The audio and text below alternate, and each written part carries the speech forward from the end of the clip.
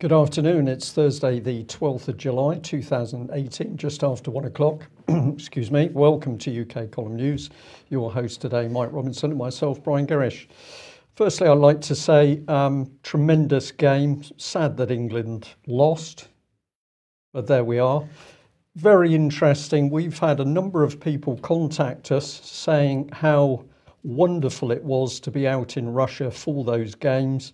People saying that they had friends who didn't go because they were put off by all of the rhetoric from the BBC and other mainstream sites talking about the danger of gangs of British fans being beaten up and the dangers of being in Russia. And in fact, fans are now coming home saying it was utterly fantastic and how well they were treated, and that they had friends and colleagues who were utterly jealous that they didn't go because of the hype that was put out in the British press. I think that is an example of how sick things have got at the moment, Mike. It doesn't get any better. Well, let's have a look at the NATO summit. And, well, before we get on to NATO's response about Russia, they had to call a special session today because that man, Donald Trump, insisted on it. Well, the words blunt is one word that was used. They were very upset because he broke protocol during the special session and called Mrs. Merkel Angela because they're not allowed to call each other by the first name, but he did. He was very familiar with her. But apparently he has managed, he says, to wheedle another $33 billion out of them today after he threatened to leave. There's been sort of conflicting reports about whether he actually threatened to leave or not. But anyway, he's come out and he said that NATO is now very unified, very strong. There's no problem. He told people that he was going to be very unhappy if they didn't increase their defence spending immediately, and that he wasn't prepared to wait until 2024, whatever date it was that they were talking about. So that's, I suppose, Trump's success today. But yesterday, the declaration from this NATO summit came out. And well, let's just have a look and see what it said. It said, we face a dangerous, unpredictable and fluid security environment with enduring challenges and threats from all strategic directions, from state and non-state actors, from military forces and from terrorist, cyber and hybrid attacks. Russia's aggressive actions, including the threat and use of force to attain political goals, challenge the alliance and are undermining Euro-Atlantic security and the rules-based international order. For over I'm paraphrasing this. This is from different sections of the document. For over two decades, NATO has worked to build a partnership with Russia, including through the mechanism of the NATO-Russia Council. Russia's recent activities and policies have reduced stability and security, increased unpredictability, and changed the security environment. While NATO stands by its international commitments, Russia has breached the values, principles and commitments which underpin the NATO-Russia relationship. We reaffirm our decision towards Russia agreed at the Wales and Warsaw summits. We continue to respond to the deteriorated security environment by enhancing our deterrence and defence posture, including a forward presence on the eastern part of the alliance. We have also suspended all practical civilian and military cooperation between NATO and Russia, while remaining open to political dialogue. NATO does not seek confrontation and poses no threat to Russia. The Euro-Atlantic security environment has become less stable and predictable as a result of Russia's illegal and illegitimate annexation of Crimea and ongoing destabilization of eastern Ukraine. This is compounded by Russia's continued violation, non-implementation and circumvention of numerous obligations and commitments in the realm of arms control and confidence in security building measures. Russia is also challenging Euro-Atlantic security and stability through hybrid actions, including attempted interference in election processes and the sovereignty of our nations, as was the case in Montenegro, widespread disinformation campaigns and malicious cyber activities. We condemn the attack using military-grade nerve agent in Salisbury, United Kingdom, and note the independent confirmation by the Organisation for the Prohibition of Chemical Weapons of the nerve agent used. The UK assesses it as highly likely that the Russian Federation was responsible for the attack and that there's no plausible alternative explanation. We stand in solidarity with the UK in its assessment. We call on Russia to withdraw its forces It's stationed in all three countries without consent. We strongly condemn Russia's illegal and illegitimate annexation of Crimea. We urge Russia to cease all political, financial and military support to militant groups and stop intervening in the Donetsk and Luhansk regions of Ukraine and withdraw troops, equipment and mercenaries from the territory and return to the Joint Centre for Control and Coordination. We're deeply concerned by the use of torture and the transfer of Ukrainian citizens to prisons in Russia. We remain open to periodic focus, and so it goes on. I mean, there's another page and a half of this, Brian. This is sort of this rhetoric of the sort they accuse North Korea of. It's quite astonishing. And while you're reading it, I'm smiling to myself, thinking it was just remarkable because we've just been playing football in Russia. So those nasty Russians are going to murder us all in our beds. They're accused of carrying out the poison attacks in UK. It goes on and on and on and on. But actually, at the moment, we're playing a few games of football. Yes. It's fantasy land. Absolute fantasy land. But of course, particularly of concern to NATO is the fact that Turkey is going to buy some S-400 missile defences from Russia. By the way, in the declaration, they were banging on about missile defences and saying that the NATO's missile defence system, Russia doesn't need to worry about it, and Russia's just being difficult by complaining about it being right up against their western borders. But anyway, NATO, of course, buying S-400s. They're saying in the run-up to the conference, to the summit rather, that NATO only protects 30% of Turkish airspace, and they need to protect the rest. And so, since NATO can't provide any equivalent system, they're going to buy it from Russia. But they're saying that they absolutely are a partner nation with NATO, and they've been trying to get into the European Union for the last 60 years. So to suggest anybody to suggest otherwise is being difficult. But this is clearly a difficult situation for NATO. The fact that Turkey is buying material from Russia. Now, the two other very interesting declarations yesterday, and the first one was this. On joint marine munitions, so 7 allies are planning to acquire maritime munitions together. They're saying 7 NATO allies are signing a letter of intent on multinational cooperation for the provision of maritime battle-decisive munitions in Brussels during the NATO summit.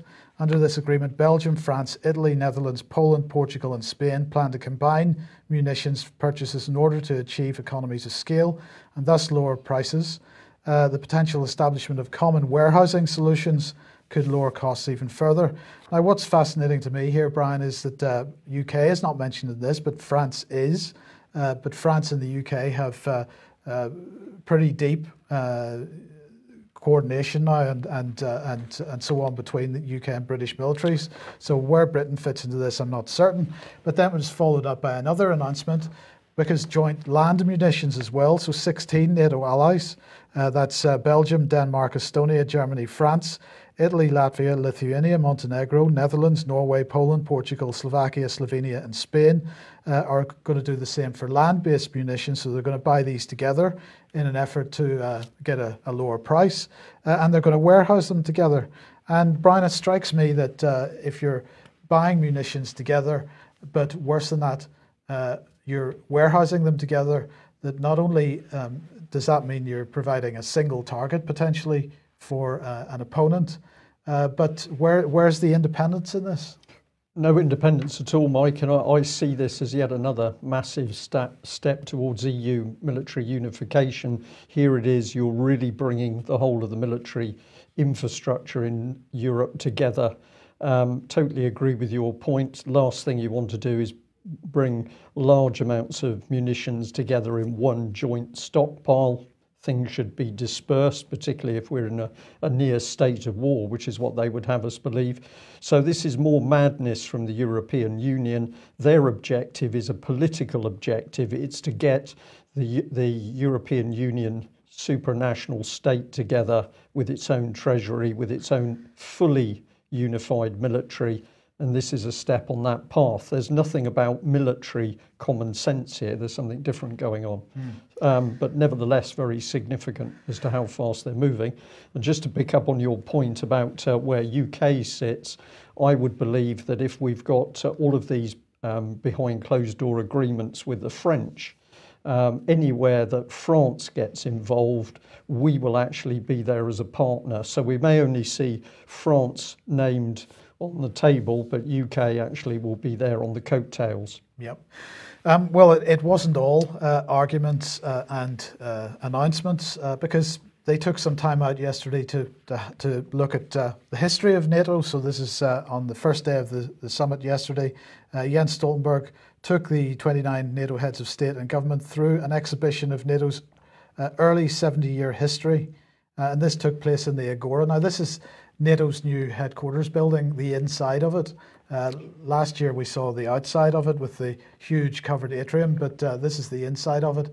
And this is really why I'm mentioning this, because this is just an obscene building. Well, clearly there hasn't been a shortage of money in building this building, Mike, and it doesn't look particularly nuclear hardened to me, so I don't think they'll be sheltering in that building. Well, we don't know what's underground, of course, but anyway, the first photograph that they looked at was showed US President Truman delivering the closing speech before the signing of the North Atlantic Treaty in 1949, where he said the 12 nations represented here are bound together by ties of long standing. We are joined by common heritage of democracy, individual liberty, and the rule of law. Well, I think we noticed that the rule of law has mostly been forgotten these days and mostly replaced with a rules-based international order, whatever that means.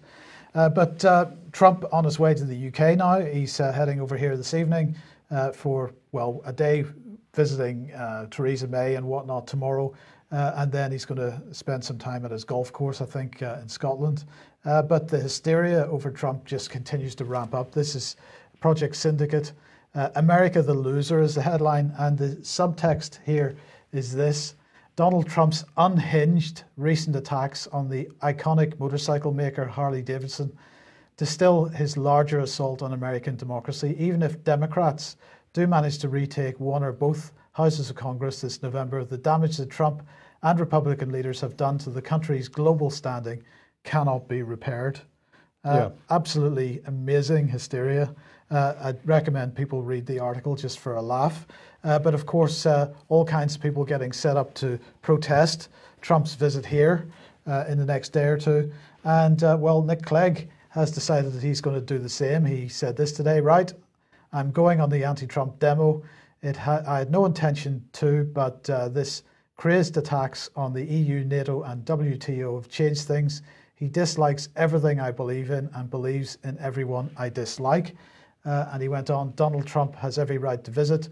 We have every right to say he's wrong. So this man is a horrible individual, isn't he? Because he was there at the heart of the European Union project. I think he was one of the aides to Leon Britton. I think I've got that right. And who exactly is he? You've described him as nobody, which I think is pretty reasonable. Giving his political opinion, who is he? He was a chosen, I've got to call him a chosen boy, chosen young man, groomed through the EU system. Pretty sure he was a researcher or an aide to Leon Britton within the European Union. And now, like Tony Blair, he can't disappear and be quiet. He's got to come forward and speak out. And he's looking pretty liverish in that picture, if that's a recent picture, Mike. So perhaps he should be looking after his health more than trying to worry about what's happening in UK or with President Trump. Indeed. Now, NATO summit, they reiterated their support for Ukraine, as we mentioned a few minutes ago. So, Jens Stoltenberg met the Ukrainian president yesterday. But there's been an interesting development on Ukraine because Ynet, the Israeli news outlet, has published this article yesterday. Soros may have used NGO to further business interests. And it seems like an innocuous sounding title, but when you read on down through the article, you discover that, in fact, what he was up to was putting people in positions to influence the elections. They said 150 people working to influence government policy following the elections, following the Euromaidan coup. It's a very sensitive matter, the article says. The foundation, this is a quote from the Open Society Foundation. It says, the foundation was active in the early stages in support of the opposition. We are very attached to elements within the Ukrainian government and its key ministers. We had 150 people working to influence government policy. They said that they promoted and financed the overthrow of Yanukovych, I find that an interesting admission and something that needs to be followed up on. While all the protest from NATO is that Russia's influence in Ukraine is wrong. You'll be branded anti-Semitic, of course, if you dare to criticise George Soros, but we'll try and break through that. Well, just to recap, yesterday we were pointing out that Novichok had actually turned out to be quite good for Amesbury because it had resulted in lots of free parking, which Wiltshire County Council has brought in, but it's better than that, Mike, apparently. Well, it seems that behind this, in fact, is a £5 million bung from the government. So this is a new £5 million support package for South Wiltshire, according to the government. They're saying that they have announced more than £5 million in funding to further support businesses, boost tourism and meet unexpected costs as a result of the incidents in Salisbury and Amesbury. And this new package is in addition to the £2.5 million that's been made available since March to support the local community. So this breaks down to £997,000 to support Wiltshire Council's response and recovery costs, £927,000 to provide immediate support to local businesses and to counter their loss of earnings, £870,000 to boost the vital tourism industry in the region, including £570,000 for free parking and park and ride services in the South Wiltshire area. And in addition, the Home Office has approved a further £2.5 million in special grant funding to cover extra costs incurred by Wiltshire Police, taking the total provided to the police since March to £4.1 million. So Theresa May said the people of Salisbury and Amesbury have shown incredible resilience, there's that word again, both since March and in light of last week's tragic events. The government will stand in full support of the local community, and this funding package will ensure ongoing response and recovery needs are met. So there you go. Is this guilt on behalf of the government? Well, the first thing that comes into my mind, Mike, is did money appear when we had all of those villages and communities flooded? I don't seem to remember. Last year, the year before. Yeah, I don't seem to remember the government suddenly stepping forward with all this money. But we still haven't got a proper risk assessment on Salisbury. We haven't got a risk assessment on car parks in Salisbury, and we haven't got a risk assessment on the parking ticket machines. So it's going to be interesting to see what happens now, because the government has said we can't guarantee that Salisbury's clear because they haven't done a proper decontamination, but let's bring in more people and encourage them to come in by free parking. Yes. It's pretty... Yes, okay, Yes. Let's move on. Well, we'd like to say well done yet again to one of our viewers who sent us a little email which seemed interesting but actually turned out to be really interesting. So this was the email that came into us. It says, this tweet is about the police merger, and this is really on the lines that Devon and Cornwall Police are looking to merge with Dorset. This police merger is still happening all the way across UK, and of course this is European regional policy. Sorry, just hold it there a second, Mike, thank you. And the background is things happening with Devon and Cornwall Police, but in the comments, this sharp-eyed individual noticed that there were some very interesting people getting involved. So the first one here we'll have a look at was liked by another person, Lucy Mason. And then the next minute, our viewer said, Accelerator is a facilitator that gets boots on the ground quicker, ? They bring modern manufacturing, IT type methods to military deployments or something else, ? It probably doesn't indicate a move, a European style paramilitary armed police. So it was an interesting email, but we followed it through. So the first link goes to here, and we've got an interesting lady called Ellie Rice. She's retweeted Devon and Cornwall and Dorset Police have been progressing a merger since 2017 with police and crime commissioners from both regions now launching a public survey. The forces set up strategic alliance in 2015 in a bid to save 12 million. So the lie is that this is all about saving money. In fact, this is European regional policy, which continues, of course, despite Brexit, but then it's Brexit without an exit. But let's just park the police for a moment. Let's leave their helicopter on the ground and let's bring on Ellie Rice, because here she is, and apparently she is Security and Resilience Sector Specialist, Exploitation Manager, Defence and Security Accelerator. Now, I'm not sure what that means, but an exploitation manager sounds something pretty interesting to me. But we also noticed there was a bit more on this Twitter page, so if we bring it in, there's a lady right down at the bottom, which you can click on screen, and up comes Lucy Mason, and she's head of Defence and Security Accelerator itself. So why are we interested in this lady? Well, let's just have a look. This is her Twitter page. She's got posted on the middle, "I'm so proud of what we've achieved in DASA. Today we celebrated our achievements at a team away day."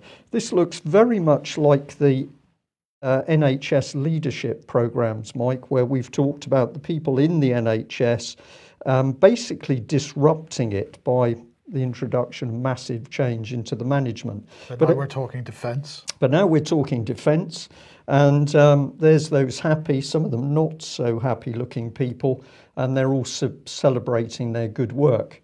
Well, what have they been doing? Well, we followed a little bit of it through.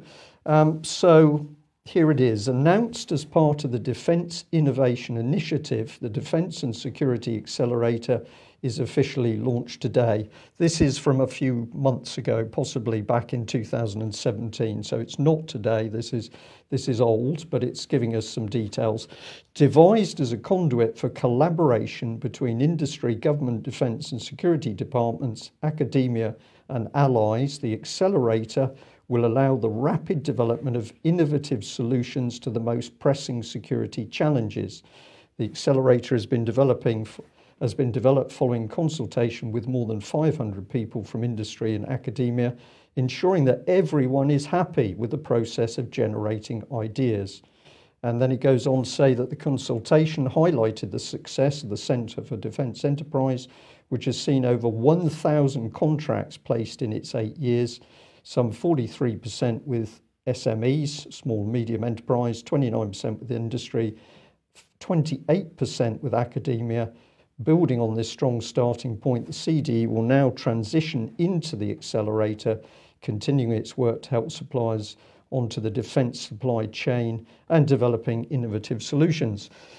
So fascinating stuff, but we also get some other comment. We get the acting head of the accelerator, Rob Solly, said, "Over the coming year, we'll be adding new capabilities to the accelerator, including new ways to collaborate and increasing our team of innovation partners. The upcoming challenges allow us to develop and demonstrate new ways we can support uptake of innovative technologies and processes that provide advantages to national security while also benefiting UK prosperity." So this is all fantastic stuff, Mike. If we looked at Britain's military at the moment and everything was rosy, this would all make sense. But actually what we see at the moment is enormous problems right the way across Britain's defence. We've got too few ships. The ships we've got don't work. The submarine fleet is in a terrible state. We don't have any maritime patrol aircraft. And so it goes on. The Army similarly bad, and the Air Force. What we have got, though, is this vast ballooning industry of people who are speaking a language which I would say most people in defence 20 years ago would not recognise. Well, there's a bit more on this site. This is an agency putting on events, but it's promoting Dr. Lucy Mason. It says she joined the Defence and Security Accelerator in March 2017, is responsible for providing leadership and direction to the accelerator, and she'll be building strong relationships between defence and security departments in the UK government, industry, academia, and so it goes on. She joined from the Home Office, where she led science and technology, private sector engagement work, strands for the review of the government's counter-terrorism strategy. And she's got expertise in security and policing, technology, innovation, digital ethics and identity, social and behavioural science, and horizon scanning. And that's given her the perfect background. So we can see here, presumably, we've got some form of scientific doctor, highly intelligent, and she seems well informed on everything. Well, if we have a look at what Accelerator's been up to, I just chose this one example, Get the Ship in Shape innovation event, and this was an event which was alongside the crew of HMS Queen Elizabeth on Wednesday the 4th of July, so we're up to date really here. And what was it talking about? Well, it's tremendous stuff. It says the new cutting-edge UK aircraft carriers and the largest ships are the largest ships the UK has ever built for the Royal Navy. They're intended to be operated by an extremely small crew relative to the ship's size and the complexity of tasks that they undertake. The operating environment and geographic dislocation of personnel will be creating new challenges in the way that work is managed and effectively delivered.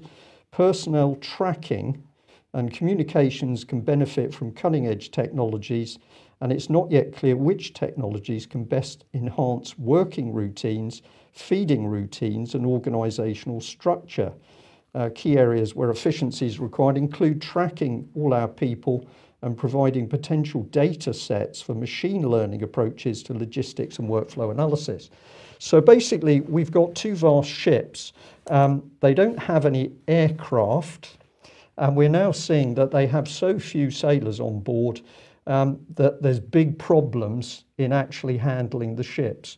These are very large ships, so if the crew is very small, people are isolated from each other, they don't have the support of colleagues, and they are clearly not going to be working as a unified team. But not to worry, because they're just being regarded as lab rats, while Innovator looks for solutions. So can we rely on Lucy herself? Well, if we have a look at her LinkedIn page, she's got a pretty impressive history. Here she is as head of the Defence and Security Accelerator. What has she done before? Well, she had a year and 1 month as Contest, the review lead for science and technology in the private sector in the Home Office. She had a year as Senior Policy Advisor, Strategy and Delivery Unit, the Home Office. We go on here. She's got Safeguarding Unit, Home Office and Mental Health Team, Department of Health. That's a year. Horizon Scanning Secretariat, 3 months. That's working on the approach for policy making and in particular a report on social attitudes and young people. So this is all good for defence, Mike, yes. I think we'll agree. We've got this one here, Deputy Head Foresight Government Office for Science, only a year. Work on social mobility, demographic change, expertise, horizon scanning, future analysis across government and other organisations and academic work across a range of fields. And the strategy team, she was involved in that for 3 months. Where was she before? Well, she was a risk manager for Thames Valley Police. Okay, and we've got Executive Research Officer of Thames Valley Police. So a phenomenal rise from a fairly nominal job with Thames Valley Police to suddenly this woman has become an expert on defence matters and innovation and acceleration. Now, what is her degree? Well, it isn't science as such, it's archaeological science. Archaeology and anthropology? Yes. Well, this is, of course, defence, anthropology. You get a warm feeling here. How does this work? Well, I think these people are running a completely different agenda to the one that we think they're doing. But these are some of the things that she's tweeted out, which also give us another look. This one I found very interesting because it's talking about living in the Internet of Things. Really interesting talks today at the conference on the cybersecurity of the Internet of Things. And if you look closely, you'll see the GCHQ logo on that banner. But she's living in the Internet of Things? Yeah, everything you see that this woman's putting out, she is living in the future technological society. She thinks it's all brilliant. She's promoting new sensors that can tell if you're using a mobile phone in your car, for instance. But not just that, because she's also keen on promoting crazy golf. So they've had some good events and they played some good crazy golf. So she's tweeting that out. And she was very impressed because at this particular event, there was an amazing exhibition of women, including a brilliant picture of Anna Hill. Good. So this is reassuring me. But this one capped it all because she got very excited because she was able to drive a little robot vehicle.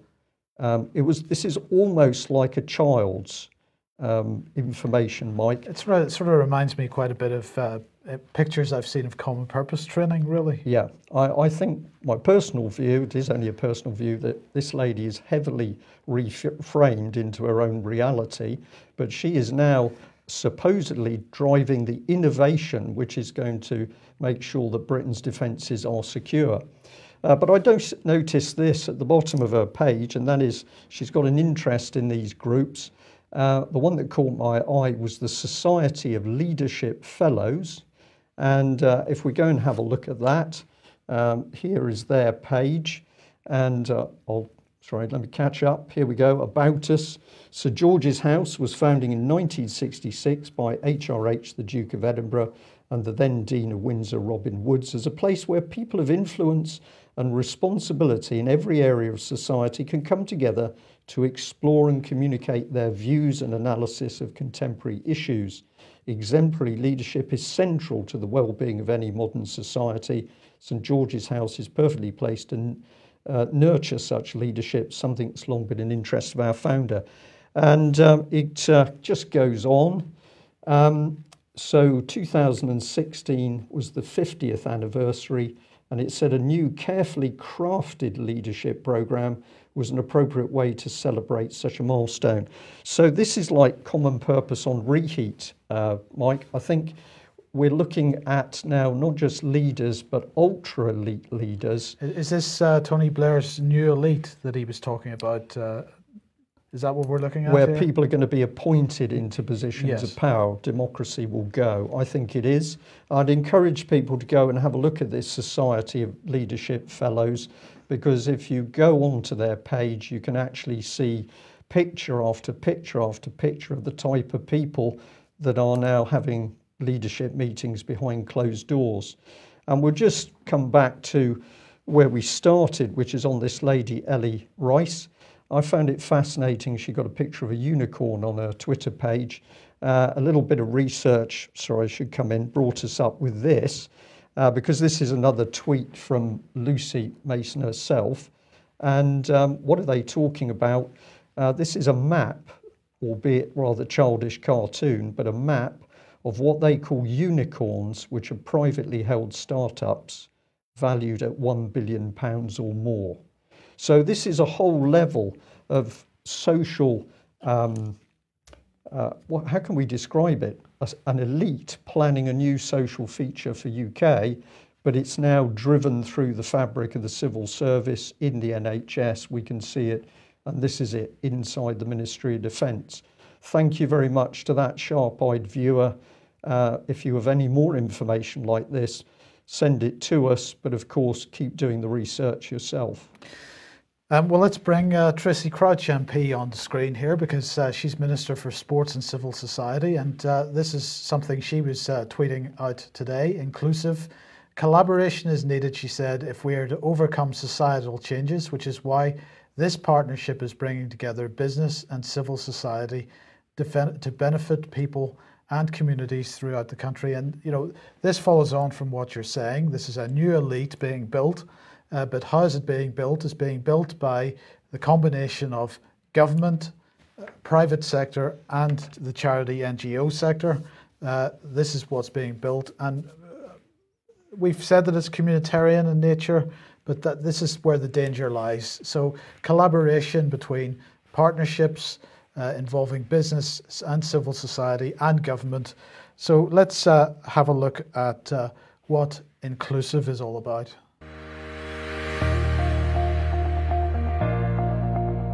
There's nothing more worthwhile for our country than to have all its citizens actively engaged in our economy and society, so that every one of us feels included. Yet government can't achieve this alone. Nor, despite increasing efforts to do socially responsible work, can even the mightiest corporations. And neither can charities, social enterprises and community organisations who are out there on the front line delivering. And that's why we built the Inclusive Economy Partnership. Alone, we are less. But together we are more. Much more. There is power in partnership. Together, as the Inclusive Economy Partnership, we can actively join together the growing desire of the private sector, civil society and government to find, invent and deliver on-the-ground solutions to some of the hardest challenges facing those of us who are most in need of help and feel less included. So, you know, when we're talking about, when we're talking about, you know, change, when Obama was standing up on the platform of change, and everybody's talking about change. Of course, they've never told us what the nature of this change is. We're starting to see how these change agents are coming together and operate together. But I just wanted to highlight this quote. Because if you remember, in the last 2 or 3 years, many of the world's leaders have been commenting on the failure of globalization to capture the hearts and minds of many in the public, because people have felt that like they're being left behind. So just listen to that first quote from that. There's nothing more worthwhile for a country than to have all its citizens actively engaged in our economy and society so that every one of us feels included.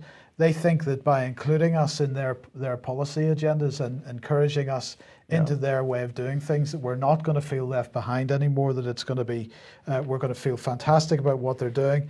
And so they've built this Inclusive Economy Partnership through collaboration, innovation and a shared determination to make the UK a better place to live and thrive. It's part of a global movement. It's a global movement which is trying to solve age-old problems with new ways of thinking.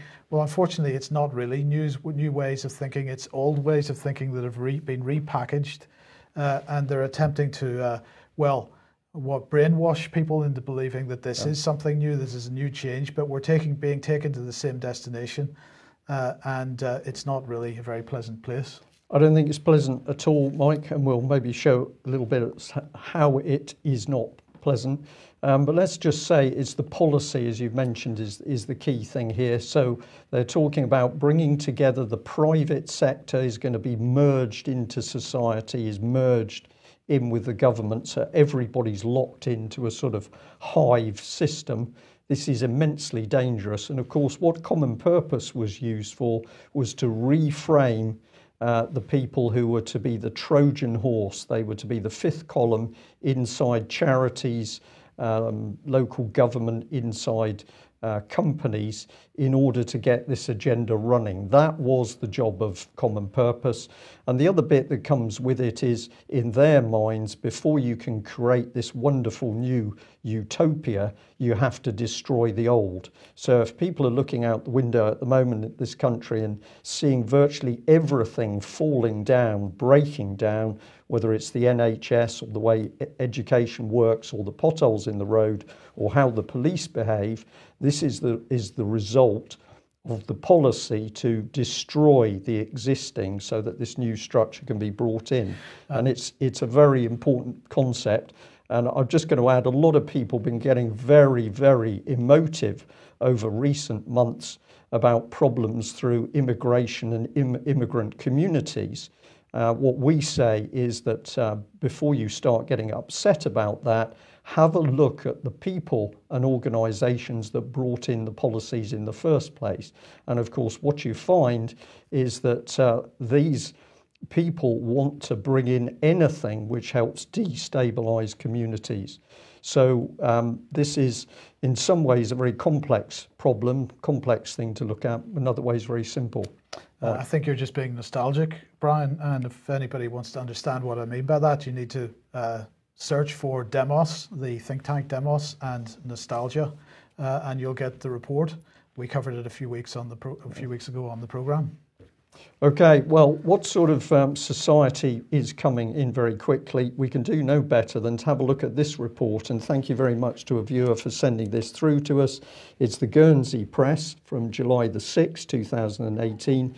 Immunobiotech, the company behind wonder drug GC-MAF, has been declared insolvent as efforts progress towards recovering a total of more than $300,000 owed to the Income Tax Department.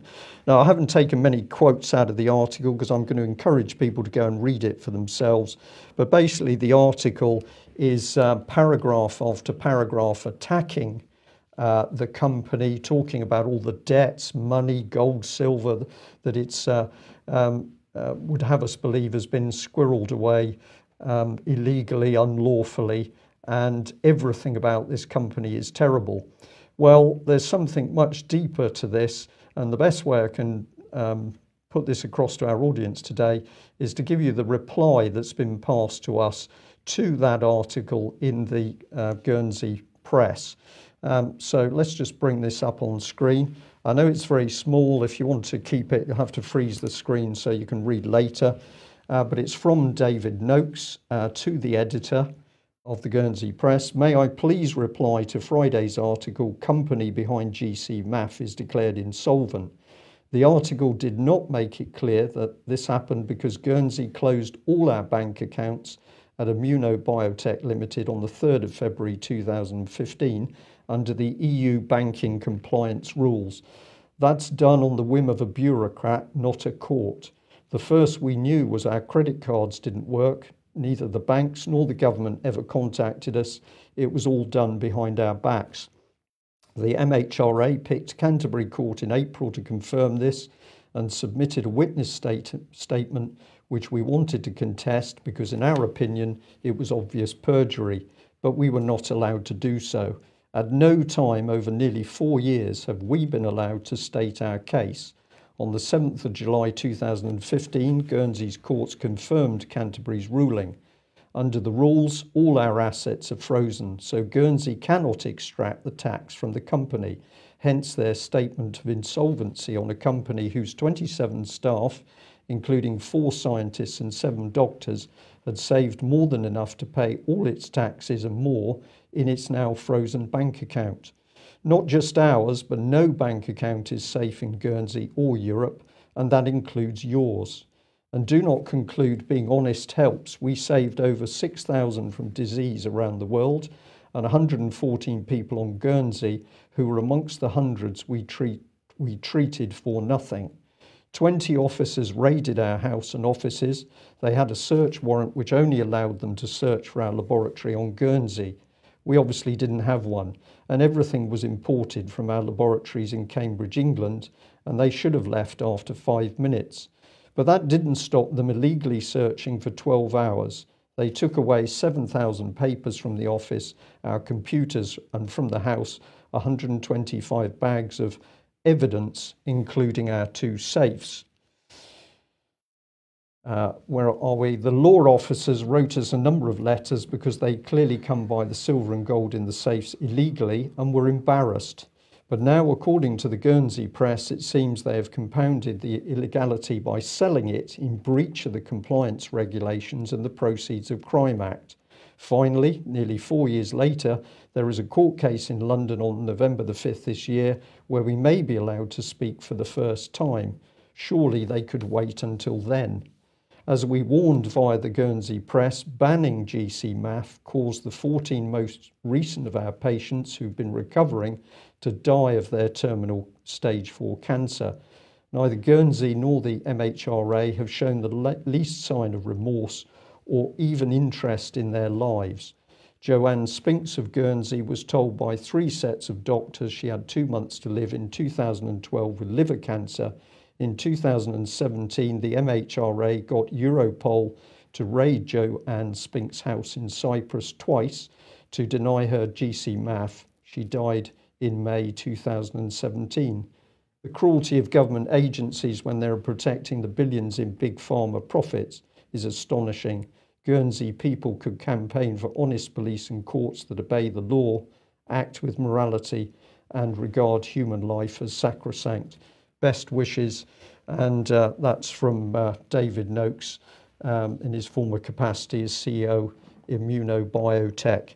So utterly vicious treatment by the state when you dare to suggest that you can do something to help people with cancer. And of course, we don't need legitimate courts, we don't need legitimate police action. Everything's got to be taken down as soon as possible. We can expect more of this treatment if we allow this new political system to install itself. And I'll just couple with that the fact that there was this immensely cynical BBC article, Westminster Abuse Victims Too Scared to Come Forward, disgusting article by Ms. Kusenberg, where basically abuse in Westminster has now become alleged harassment. But the main message is don't come forward because something's going to happen to you, which is why these other people were scared. And of course, at the background to this, we're going to say once again, Melanie Shaw still in prison by Theresa May's increasingly fascist state in order to keep her silent about what she knows with child abusers in Westminster. Now we're running out of time, but I do want to cover this today. This has come from Sophie Mangal in Syria, and she sent an email round, breaking news: Syrian opposition and Western NGOs hire actors for chemical weapons provocation. Now I'm going to say she has done some fantastic research here. There are some conclusions which may be drawn from this, but we need to ask the questions. And she says, Dear all, this is the Special Investigative Correspondent Sophie Mangal. Several days ago I stumbled across a strange advertisement, it's on screen at the moment, on recruiting volunteers for shooting a documentary film in Syria. This publication made me suspicious and we decided to go deeper to get to the bottom of the case.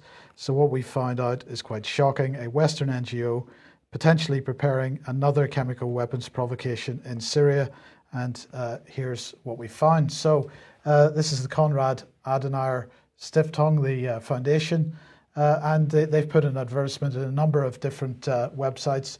Now, we're not saying that the Syrian Observer website is involved in this. This is an advert on their website asking for people to volunteer to take part in a documentary. It's appeared in Arabic and other websites. And here's another one, another example. So she said it's not the first time we hear about upcoming provocations in Syria. Following the joint US, British and French airstrikes on Syria's facilities in April, the locals wait in high anxiety and tension for new stage provocations, fake accusations of the Syrian Arab army and further attacks. Now,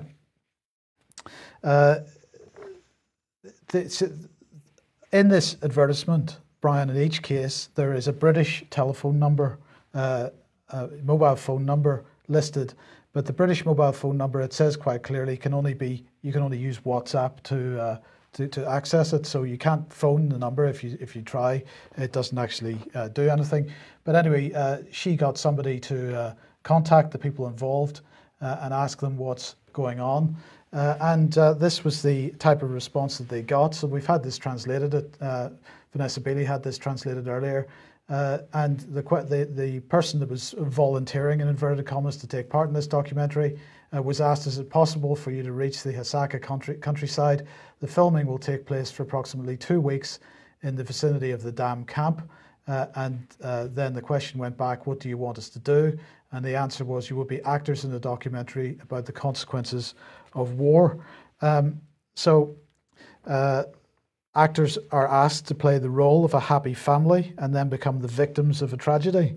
And then, for creating a realistic image, the participants were asked to simulate an overdose from pills and have makeup put on. There can only be one conclusion, says Sophie, and that is a new chemical weapons provocation being prepared in Syria. So, I don't know whether this is a correct conclusion or not to make, but I think that the question has to be asked very, very strongly, and I think the foundation, the Adenauer Foundation, needs to be asked what is it exactly that they're getting involved in. Yeah. Okay, well, we will end there. We'll say thank you very much to our audience today for joining us. Thank you very much for the information that people are sending through to us. We try and deal with as much of it as we can, but there is a great deal we simply haven't got time to deal with. So please don't think just because you send it to UK Column, that's the problem out of your hands. We encourage people to research themselves. If we're not covering it, it's up to you to pass it on to other people and alert them. It's so important that we get as many people as possible now spreading the word. That's it for today. Thanks very much for joining us. We'll be back at the same time tomorrow. Bye-bye.